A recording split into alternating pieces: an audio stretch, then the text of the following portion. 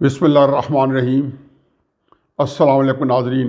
हमारा आज का मौजूद जो है वो बड़ा दिलचस्प है। जो 13 दिसंबर लाहौर का जलसा आ रहा है, तू जो है चीज़ें जो है वो एक शेप अप कर रही हैं और हुकूमत जो है वो उस जलसे के बारे में बिल्कुल टिपिकल उनका रिस्पॉन्स है जो गुजरांवाला के जलसे में था, जो उसके बाद कराची के जलसे में था, फिर कोयटा के जलसे में था, फिर पेशावर के जलसे में था और पेशावर के जलसे से पहले मुल्तान के जलसे में था। लाहौर का जलसा जो है वो चीज़ों को जो है एक शक्ल आती जा रही है। मेरा बिल्कुल अपना तजिया है और उड़ती हुई खबरें को आती हैं नहीं आती, लेकिन मुझे अल्लाह के फजल करम से मैं सियासी जायचा जो बनाता हूँ बहुत कम उसमें गलत होता है। गलत भी हो सकता है क्योंकि बारह जायचा होता है। मैं कोई नजूमी नहीं हूँ, लेकिन मैं सियासी जायचा बनाता हूँ। सियासी जायचा अपने दिमाग के ऊपर या हक़ाइक़ के ऊपर बनाता हूँ कि जी जो PDM है वो 2 जगह धरने देने के लिए तैयारियाँ कर रही है और एक धरना रावलपिंडी में, एक इस्लामाबाद में। ये बड़ा ख़तरनाक काम है, पाकिस्तान में पहली दफ़ा होगा इस तरह का धरना।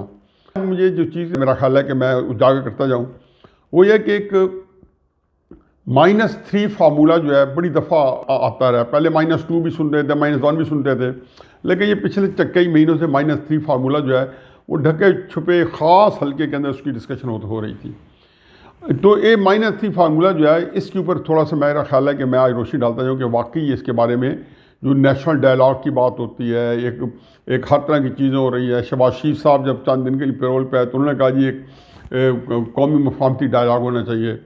अब ख्वाजा आसिफ ने भी एक इंटरव्यू में कहा और इस सिलसिले में पहले भी जो पसे पर्दा गुफ्तगुएँ हो रही थी या बैक चैनल जिस पॉलिटिक्स हो रही थी उसके अंदर ये सारी बातें जो थी वो हो रही थी और कॉम्प्रिहेंसिवली नहीं तो टूटे फूटे अंदाज में वो पहुंच जाती थी। बाकी आप जिक्सा पजल होती है, हर बंदा उसको तब चंद मिल जाए सारी टुकड़े तो जो बाशऊर जो फहम फरासत वाले लोग हैं जिनके साथ हमारा उठना बैठना है वो उसको जोड़ भी लेते हैं और कोई ऐसी बात भी नहीं होती उसमें, कोई रॉकेट साइंस भी नहीं होती उनको कि क्या तस्वीर निकल रही है। ये एक अजीबो गरीब पाकिस्तान की सूरत हाल है। मैं इस बात में आज भी तयशुदा जिसको कहना चाहिए कि पूरा जो है दिलजमई से ये बात समझता हूँ कि तीनों जो फरीक है इस वक्त हुकूमत, एस्टेब्लिशमेंट और अपोजिशन, ये तीनों जो है हर फरीक हर दूसरे 2 फरीक के बारे में एक मुआंदाना रवैया रखता है और उसके बारे में उसकी कुछ शिकायत हैं या उसका कोई लाहेमल है। इमरान खान साहब जो है 100 कहते रहे मैं एक पेश में हूँ, वो मैं तो वैसे कई दफ़ा कह चुका हूँ कि इमरान खान साहब जो है इनके बारे में इनकी लाइक्स और डिसलाइक्स बड़ी लास्ट भी करती हैं और बड़ी परमानेंट होती हैं। ये अस्करी इदारों के बारे में दिल जमई से उनके ऊपर एतमाद करने पर तैयार नहीं है। दिल जमई से इनको उनसे जो तकलीफ़ें पहुँची हैं उनके जो क्लिप्स पढ़ते हैं वो उसी का शाखसाना होता है कि जब उनके पास ये कैपेसिटी होती है और दूसरे खड़े होते हैं तो किस रवानी से बोल रहे होते हैं। और ये ज़हन में रखें कि जब इमरान खान साहब नवाज शरीफ की जगह पे चंद महीनों बाद होंगे और मीडिया ट्रायल हो रहा होगा तो वो जो पिछले के क्लिप्स हैं वही क्लिप्स जो है इस वक्त जिसको कहने चाहिए एस्टेब्लिशमेंट के सामने ये भी है कि वो क्लिप्स जो है दोबारा उसी तरह का इन्होंने कुछ सख्त रवैया इख्तियार किया और वो जो बहुत बड़ी लड़ाई की तो उससे कैसे निपटा जाएगा, ये वो सारी चीज़ें एस्टेब्लिशमेंट जानती है। फिर बाजवा साहब की एक्सटेंशन के बारे में जो तमाशा इमरान खान ने की है, ये हुनर बहरहाल नवाज शरीफ को आता था नहीं, ये हुनर बेनज़ीर को आता था नहीं, किसी को भी नहीं आता था। ये इमरान खान साहब का कमाल है कि उन्होंने खूबसूरती के साथ उस एक्सटेंशन को कंट्रोवर्शियल बनाया। फिर उनको फौज की जो सरबराह उनको किस तरीके से जाके एक्सटेंशन के लिए पहले बाजवा साहब को और इमरान खान साहब को अमेरिका जाना पड़ा मई 2019 में, और उसके बाद यही अपोजिशन जो है ये सारी की सारी तेरी सरकार में पहुँचे तो सभी एक ही हुए। असेंबली में इससे बड़ा कॉन्सेंसस आज तक नहीं मिला कि सारे के सारे मेंबर जो थे वो बाजवा साहब के एक्सटेंशन पे मोहरे तस्दीक सख्त करके आ गए। मुस्लिम लीग के नून के कई लोग जो ची बिची करते रहे। तो ये वो सारी वो चीज़ें थी जिसका बहारा क्रेडिट इमरान को जाता है कि उन्होंने इस तरह के हालात पैदा किए और ये हो गए। अच्छा, अब ये सूरत में कि अब जो -3 है इसी तरफ आते हैं, वो क्या है।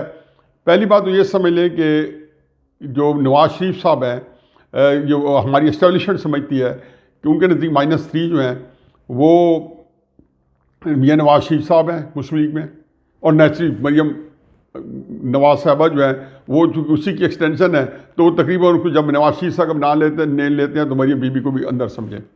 उधर से जरदारी साहब हैं, शायद बिलावल साहब के ऊपर ये नहीं है, और तीसरे इमरान खान साहब हैं। ये उनके पास -3 फार्मूला है। उनका ख्याल है कि अगर नवाज शरीफ साहब और मरियम बीबी अभी भी किसी तरीके से सुलह सफाई से अलहदा हो जाएं, जिसके लिए ऑफ़र करते रहते हैं, तो वो जो है बाकी जगहों पे मामलात करना, जरदारी साहब को माइनस करना और फिर इमरान खान साहब को माइनस करना कोई इतना बड़ा इशू नहीं रहेगा। एक ये तो एस्टेलेशन का -3 फार्मूला है। और ये ज़हन में रहे कि जी मैं अहम बात बताने लगा हूँ, बहुत अहम बात जो शहबाज शरीफ साहब के पैरोल के दरमियान सामने आई है, और उन्होंने बड़े दुख के साथ कहा है कि मेरी जो जेल है उसकी ये है कि मुझे भाई को की पीठ पीछे खंजर मारने से मैंने इनकार कर दिया है। यानी वो कौन सा खंजर था इसकी मैं बात करूंगा, लेकिन ये ज़हन में रखें कि शहबाज शरीफ साहब ये बात कह के गए पैरोल पे कि अगर मैं भाई की पीठ के ऊपर खंजर मार देता तो मैं जेल में ना होता। तो ये सारी चीज़ें इंटरलिंक्ड है, इससे मैंने इसका बरसबील तस्करा जिक्र किया है। अब दूसरी बात यह है कि बाजवा साहब का मैं जिक्र कई दफ़ा कर चुका हूँ कि उनकी जनरल बाजवा साहब की पिल डैड के वफद से मीटिंग हुई थी। उसमें 12-14 हमारे थे, जिसमें फौजी लोग भी थे, अस्करी के थे, क़यादत के, जैसे पिल डैड की स्ट्रक्चरिंग है उसमें मीडिया के भी बहुत सारे लोग थे और सिविल सोसाइटी के भी 2-3 लोग थे। उनके अंदर बाजवा साहब ने 3-4 बड़ी अहम बातें की। टूटे फूटे अंदाज में या बिट्स एंड पीसेस में तो करता रहा हूँ, लेकिन उसको मैं आज जामे तरीके से रख रहा हूँ नवाज शरीफ के हवाले से। पहली भी उन्होंने बात ये बताई कि जी 2017 के अंदर ये बात वहाँ पे हुई है और झूठ बरगर्दने रावी कि जो भी अगर इसमें है तो जो लोगों ने आके दोस्तों ने जो आम अब और हर जगह आम है ये किस्से कि उन्होंने कहा जी 2017 के अंदर नवाज शरीफ साहब से तय हो गया था कि इक़्तिदार छोड़ देंगे और मरियम बीबी को लेके या जो भी अंडरस्टैंडिंग थी वो पाकिस्तान से बाहर कहीं चले जाएंगे और शहबाज शरीफ साहब जो है उनकी मर्ज़ी के मुताबिक ऐन वो आके अपना इक़्तिदार संभाल लेंगे और उसमें नून की हुकूमत कायम रहेगी। तो ये पैनामा भी ख़त्म हो जाना था और ये सारी चीज़ें जो सेटल हो जानी थी और सारे ग्रजेस ख़त्म हो जाने थे। नवाज शरीफ साहब ने किसी हद तक हामी भरी या नहीं भरी, बकौल बाजवा साहब के भरी हुई है। उससे पहले भी कई बातें हैं जो राहील शरीफ साहब के वक्त में भी नवाज शरीफ साहब के साथ जो उनके घर में तय होती रही हैं, करती रही, वो चीज़ें हैं जो कि अब ये चीज़ें खुल के डिस्कशन में आएंगी।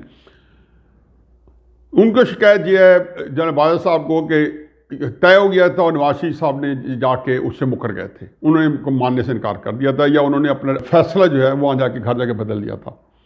दूसरों ने ये कही कि नवाज शरीफ साहब इतने मुहब्ब वतन है जितना मैं हूँ, और ज़ाहिर है कि नवाज शरीफ साहब के क्रेडेंशियल्स हैं। इसी दौरान में जब नवाज शरीफ साहब को इन्होंने निकाल दिया था तो मेरे खबर मुझे कंफर्म नहीं है, लेकिन एक दफ़ा नवाज शरीफ साहब को एक बड़े ही अहम काम के लिए इन बिटवीन सऊदी अरेबिया भी भेजा गया, जबकि लड़ाई बड़ी पीक पे थी और पाकिस्तान को उनकी शिद्दत से ज़रूरत थी कि पाकिस्तान के सिक्योरिटी मामला थे। तो नवाज शरीफ साहब चले गए और वहाँ जाकर उन्होंने बात भी की उनके बिहाफ पे। तो ये सारी बातें, फिर यही बात भी वहाँ पे हुई कि नवाज शरीफ साहब जो है वो डिसऑनेस्ट नहीं है, उनके वालिद साहब का जो भी कारोबार था, जो ऊँच नीच थी, तो नवाज शरीफ साहब ने क्यों अपने ज़िम्मे ले ली। ये बाजवा साहब के अपने मुँह की बात है। तो जब उन्होंने ये कहा कि नवाज शरीफ उतनी मुहब्बत नहीं जितना मैं हूँ, जनरल बाजवा साहब फरमा रहे हैं, तो साथ उन्होंने कहा कि मैं जरदारी के बारे में ये बात नहीं कह सकता हूँ, यानी कि उनकी हुब्बुल वतनी को ये सर्टिफिकेट मैं नहीं दे सकता हूँ जो मैंने नवाज शरीफ साहब की हुब्बुल वतनी को दिया।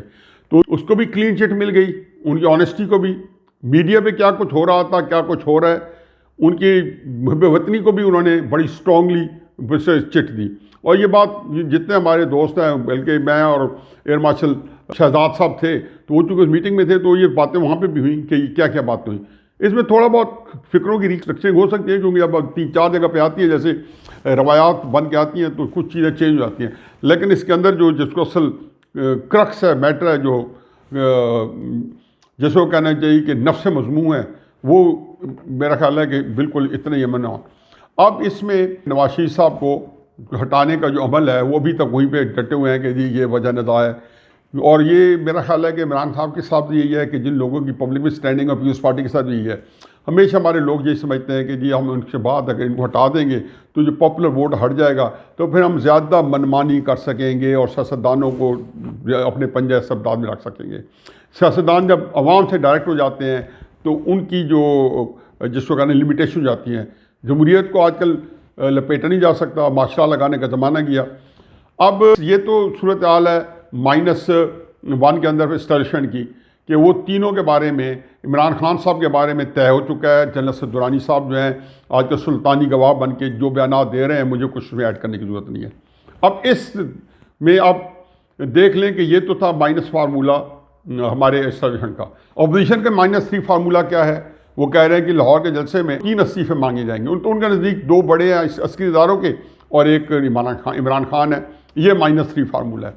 और जरदारी साहब का भी -3 फार्मूला जो है उसमें, और नवाज शरीफ साहब के या अपोजिशन के -3 फार्मूले में एक ही है कि वो एक ही जगह पे है कि वो -3 फार्मूले में 2 बड़े, एक इमरान खान का जो -3 फार्मूला है उसमें जी जरदारी है, नवाज शरीफ साहब हैं और उसमें भी फ़ौज के एक बड़े हैं।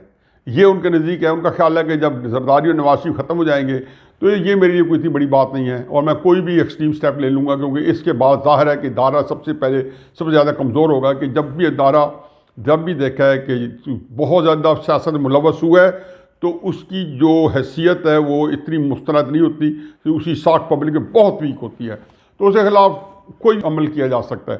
तो चुनाचे मैं तो एक दफ़ा आपके जिक्र भी किया था, इमरान खान साहब को ये पैगाम दिया था किसी और अंदाज में कि अगर मुस्लिम लीग नून और पीपल्स पार्टी एलिमिनेट हो गई तो आप खुद ब खुद जो है मिट्टी का ढेर बन जाओगे। इदारों के लिए भी है कि अगर मुस्लिम लीग नून और पीपल्स पार्टी ख़त्म हो गई तो आप समझ रहे हैं कि इमरान खान वीक होगा, हो सकता है आप भी वीक हो जाए। और इसके लिए सारों के लिए यही चीज़ है कि ये सारा जो तो रियासत पाकिस्तान जो है इस वक्त इंतहाई नाजुक दौर से गुजर रही है। तो ये वो -3 फार्मूला है कि जो कि इस वक्त रूबा अमल है। और इस -3 फार्मूले के अंदर आप ये देख चुके हैं कि इमरान खान साहब जो है वो तो कई दफ़ा मुझे अपने थूका चाट चुके हैं। उनके लिए कोई मसला नहीं है। इसी नवाज शरीफ साहब के और इसी इन्हीं केसेस के ऊपर वो जो बयान दे रहे हैं वो वीडियो क्लिप आपके सामने है। क्लीन चिट दे चुके हैं बाजा साहब, नवाज शरीफ साहब के बारे में क्लीन चिट दे चुके हैं। लेकिन अमलन जो करप्शन का ढोल बजाया हमारी इदारों ने, मीडिया को कैप्टिव रख के, जो मैं मीडिया में हूँ मुझे पता है कि मीडिया को सबसे ज़्यादा का कंट्रोल हमारे इदारे कर रहे हैं, इमरान खान से ज़्यादा कर रहे हैं। फिर इमरान खान अपना हिस्सा डालता है। मीडिया जब किसी को पकड़ता है तो इमरान खान ने भी हिस्सा बांटा हुआ है कि इमरान खान की पोजीशन आए दिन मजबूत से मजबूतर होती जा रही है। इस तरीके से शुरू नहीं किया था, बड़ी कमज़ोर पोजीशन से शुरू किया था और वो अपनी मर्जी से हर बंदा उठा देते थे कि आज वज़ीर ख़जाना को फारिग कर दो, आज फ़लाँ को फारिग कर दो, फ़लाँ को ले आओ, फ़लाँ को ले आओ। ये सारे फैसले थे और वो ये कह रहे थे जी कि हम, और एक सफ़े पे की रट उधर से रावलपिंडी से भी एक सफ़े की रट आती थी, इमरान खान साहब की एक सफ़े की रट आती थी और लोगों ने भी ये कहा कि आप लोग एक सफ़े पे हैं। तो चुनाचे वो कैफियत जो है ये अपनी सिस्टम ज़रीफ़ी है वो किधर चली गई है। मेरी आखिरी बात है वो ये है कि जो अपोजिशन के नेशनल डायलॉग है वो नवाज शरीफ की अप्रूवल के बगैर उनकी कोई औकात नहीं है। नवाज शरीफ साहब को इनकॉपरेट किए बगैर कोई औकात नहीं है। मेरा ख्याल है कि अगर नवाज शरीफ साहब ने कोई गुंजाइश निकाली थी, जो निकाली थी उन्होंने, और आपने बार बार देखा है, और आपने सोचा कि नवाज शरीफ साहब को हम जलील करके अपनी शराइत मनवाएं, वो आपकी शायद बहुत सारी बातें मान लेते, लेकिन किसी अच्छे माहौल में और जलील हुए बगैर, क्योंकि वो पहले भी 1999 की गलती नहीं दोहराना चाहते थे कि आप लोगों की सारी बातें मान के और सारा मुद्दा अपने पे ले लें। अभी भी बहुत सारा मुद्दा अपने पे लिया हुआ है लेकिन बहुत सारा लेने पर तैयार नहीं है। चुनाचे नवाज शरीफ साहब को माइनस करें या जरदारी को करें, ये उनकी खाम ख्याली है कि चाहे शहबाज शरीफ साहब हों, चाहे मरीम नवाज साहब हों, अगर वो गुलाम मुस्तफा जतोई का रोल अदा करेंगे जो पीपल्स पार्टी में भुट्टो साहब के साथ उन्होंने किया था, तो क्या है उनका कोई नाम है आज तक? कोई जानता है कि जतोई साहब एक बहुत बड़े लीडर थे जिनको ज़ियाउल हक साहब ने चुन लिया था पीपल्स पार्टी में से, बेशुमार चुन लिए थे। वली खान साहब के मुकाबले में नसीब अली खान आई, बेनज़ीर साहब के मुकाबले में अपना भाई मुर्तज़ा भुट्टो साहब आया। ये साइंस ही नहीं है। वो राजीव गांधी, इंदिरा गांधी के मुकाबले में वो जो दूसरे थे संजय जो गांधी है उसके बच्चे या और बीवी है, क्या हैसियत रहेगी? ये लोग जो होते हैं ना उनको एग्जैक्टली पता उनके किसके साथ खड़े हैं। पूरे पाकिस्तान में मुस्लिम लीग वालों को ये पता है कि उनका जो वोटर है वो नवाज शरीफ का वोटर है। चुनाचे उनके नज़दीक बाकी चीज़ें सानवी हैं, वो इज़्ज़त भी कर रहे होंगे, बयानात भी दे रहे होंगे शहबाज साहब के बारे में, मरियम के बारे में, असल में वो बिल्कुल एक यकसू है नवाज शरीफ साहब का। चुनाचे इस तरह की अब साजिश थी वो सब निकल के, जैसे नवाज शरीफ साहब ने खुल के अपने ग्रीवेंसेस बता दिए हैं, सारे लोग खुल के सीनों से लगाए पत्ते सामने रखें। और ये वो नेशनल डायलॉग है जिसके लिए मैं जोर दे रहा हूँ कि आज की ज़रूरत है कि इसमें खुल के सारे बंदे ट्रूथ, पहले कहते हैं कि ट्रूथ एंड रिकन्सिलिएशन, पहले सच बोलें, सारे बंदे कन्फेशंस करें। नवाज शरीफ साहब ने कोई गलती की है तो वो बताएं और माने कि ये मेरी गलती है। फौज ने अगर कोई बातें की उनको जो ग्रीवेंसेज है वो बताएं, उन्हें बताएं कि ये चीज़ें हैं, हो सकता है उनकी एक्सप्लेनेशन आ जाए, मुतमिन हो जाए। नवाज शरीफ साहब जो है एग्जैक्टली बता दें कि उनकी क्या चीज़ है। इमरान खान साहब एग्जैक्टली बता दें कि इमरान खान साहब को एक फ्रीक मानना होगा। और ऐसे डायलॉग जिसमें तीनों बैठेंगे और तीनों बैठे यकसुई के साथ फैसले निकालेंगे तो पाकिस्तान इस दलदल से निकलेगा।